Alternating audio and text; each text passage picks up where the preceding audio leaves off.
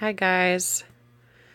I know it's kind of late at night, but um, I wanted to put out this dream that I had as I laid down to take a nap today.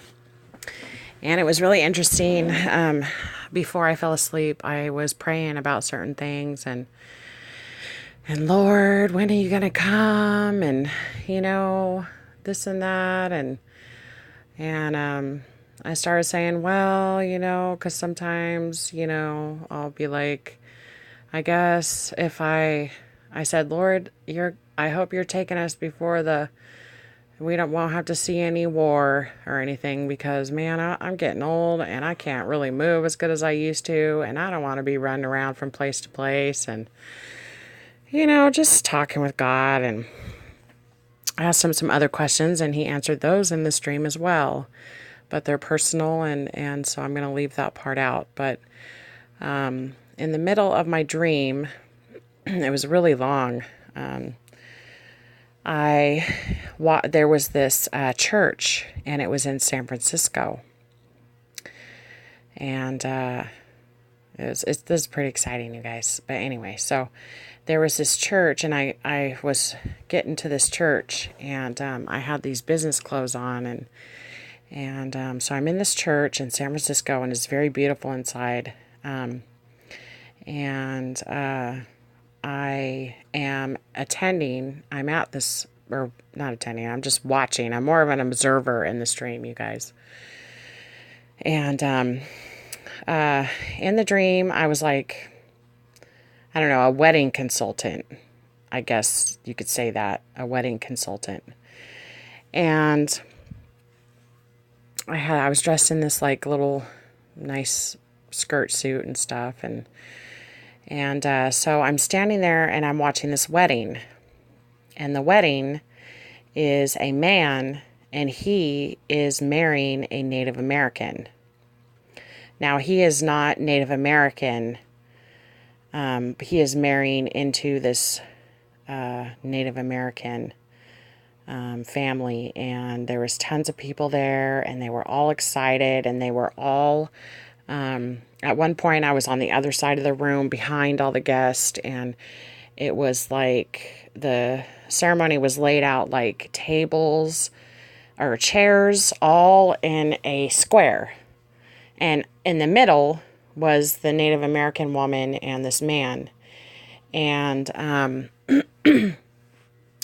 as I'm watching the whole ceremony, they're dancing, and he's dancing around her, and she's standing there, and then she's dancing, and then they say their vows, and but there's no like minister there. It's just them saying their vows. And everybody was like crying and weeping because it was so beautiful. And I remember thinking, wow, that is so awesome. Like, he's saying his own vows. He's not reading from anything. It's coming from his heart. And then when she says, I do, they both get married. And then it's like the party starts, the music starts, people start playing music, people are clapping, everybody's happy and joyous, and it's all Native Americans. And then he reaches down and he grabs it. I remember thinking, he's giving her a dowry. It was a dowry, you guys. Okay, so then now I'm back behind them. Like, I am facing her and behind him. And I'm watching him from behind his back, but I'm looking at her. And he reaches down and he puts this beautiful, like, shawl or something. It was his dowry to her, around her shoulders and her neck. And then he reaches down and puts this headdress on her. And it's kind of like in this picture, it had the beaded band in geometric shapes like that, except these shapes of geometrics, I don't think I've ever seen this type of beautiful beadwork or pattern in a band. And these headdresses, when people make them, when the natives make them, they are so prized, and they take hours and hours and hours of work. And So he puts this band over her head, right? And there's these ribbons that are hanging down under her chin. And he takes these ribbons and he just gently pulls them down under her neck and ties them. And as he does this, this huge band plumage of feathers just fans out all around her head. And it was just beautiful. And the feathers were like rooted black, and then it had like this fiery yellow faded into this orange and this red and this like beautiful browns and ambers. It was so pretty. And she was smiling and everybody was happy. And so they got married, and he said the vows to her from his heart, and then he gave her this dowry, and everybody was joyful and happy. And it was pretty amazing, this Native American wedding. Okay. So then I walk through the store, open it up, and I kind of get halfway through, and I look into this other room, and there were 2 rows of brides, all in white wedding dresses, and they were all lined up, and they were standing in front of this door, like on the other side of this church chapel. And I look over, and there's this woman sitting there, like at this little booth, like behind this little booth. And she looks at me, and I go, "Oh, I'm sorry," because it was really quiet in there. Like the celebration was over, you guys. They had already been married. Okay, they were just standing there waiting to leave. And I look over at the woman, and I said, "Oh, I'm sorry," because it's real quiet. I didn't want to walk in on anything. I wasn't sure what was going on. But then I looked over, I seen they'd already been married, and they're just waiting to leave and leave the building. And this woman said, "No, it's okay. Come here." So I silently go in, shut the door, and I walk over, and I wish I could remember what she asked me, but she was asking me a bunch of questions, and she asked me for my business card or something like that, my card or something, or I don't know what it was, you guys, but she was asking me some questions, and I said, I don't know. I actually said my aunt's name. I said, "You'll have to ask Lee."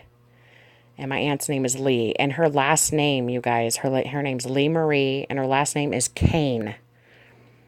Okay, get it? So that's the lineage of Cain, and it's spelled C-A-I-N-E. So I'm kind of a little bit on that part, but so yeah, that doesn't mean I'm from the lineage of Cain, you guys. Okay, so don't send me any weird private messages about that. Okay, let's discern in the spirit. Anyway, so when I said I don't know, I don't really know. You'll have to ask my Aunt Lee. I looked over, and the brides left. They were leaving. And I perceived in my dream that they were going to, after the wedding party, they were going to, in San Francisco somewhere, they were going to a restaurant because they were going to go have their reception or whatever. And then the next scene, I was out of the building, and I was looking at the chapel or the church, whatever it was, and it was really big, and it had these beautiful gardens around it, and very nice trim lawns and beautiful landscaping and pretty gardens. And I was thinking, yeah, wedding's good in San Francisco. Like, I never would have thought, oh, get married in San Francisco. But I guess, it's by the ocean, whatever. And I was thinking in my head, I guess you could have a wedding in San Francisco. I guess it's not too bad. It was really pretty. Everybody seemed to have fun. And as she was talking to me, I forgot to say, as she was talking to me, I was flashed like a little vision inside the dream about my truck. That, like, a lot of times in my dream, I'm driving this big white diesel truck. So I was thinking about, I got to get to my truck because, the bride's already left. But she was trying to ask me something, and I was like, I don't know. You'll have to ask Kane. Because I don't know nothing about it. But so you guys, and the last part of it It was really weird to me. I was in like a little mini mega church. It was like a medium-sized church with the stage and the TV screens, and there was a few of us there, and there was a pastor up on the stage, and he was trying to figure out where he went wrong or what was wrong with him, and he wanted the opinion of the church members or some people or something. I don't know. And he was on stage, and I remember he kept asking us questions. There's only a few of us there. And he kept asking us questions, and I was like, well, you see, blah, blah, blah. Like, I was getting frustrated with this man, but he was still being kind of humble. He really wanted to find out the truth of something. I don't know, but I kept saying, well, I don't know what I was saying to him, but I was trying to teach him about something. And then the junior pastor was there, and he started getting mad at me, like yelling at me, no, you don't talk to our pastor like that, and blah, blah, blah, you don't know nothing. And then the pastor was like, no, it's okay. Let's listen. I want to listen. And the other people in the church were agreeing with me, whatever I was saying. But I do remember saying this. He came off the side of the stage. He walked down these little stairs and came down right in front of us, in front of the seats. And I said, there you go. Once you come down off that stage and you come down here in front of your members and you become one of us, you're face to face with one of us, then you will understand. And something like that. And the junior pastor got really mad. I was just like, once you just bring your little self down off that stage and quit, you don't know everything here. You're misleading people. You need to find the truth. And so that was the end of that part. And anyway, so the Native American wedding represents the Jews that come to God during the tribulation. And the two witnesses will bring them to God during the tribulation. And Native Americans, as evident in the stream, they are part of the lost tribes of Israel. And I've always wondered that. And it's been confirmed to me in this dream. And it's evident also, too, because the brides in the white dresses had already been married. So, we that live by faith are the first fruits to God, or to Jesus, okay? And then we're already married, and we're headed off to our after celebration, the marriage supper of the Lamb. And then after we're married and gone and all that, then the Lord's going to be marrying the Jews that give their lives to him. And that's what I interpreted in my spirit. So, and another interesting thing, you guys, was we were in San Francisco.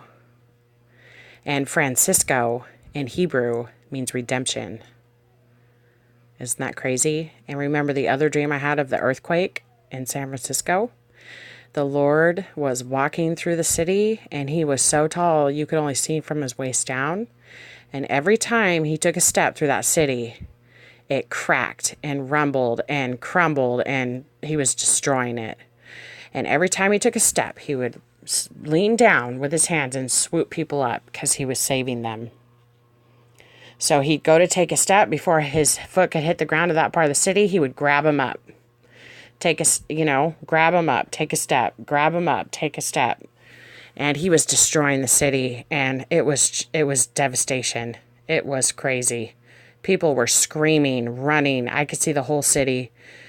Cars crashing, buildings tumbling, earth splitting open. It was crazy. And the Lord had they say the little Jesus sandals. You could see his robe, his sandals, and every time he took a step, it was just devastation. And so I really believe, you guys, that the Lord is coming very, very soon, and he's going to take his bride, and then he's going to marry us, and then he's going to marry them. And just showing like a timeline of events here. But anyway, guys, I love you. And I hope you have a good night or a good day wherever you are. Amen.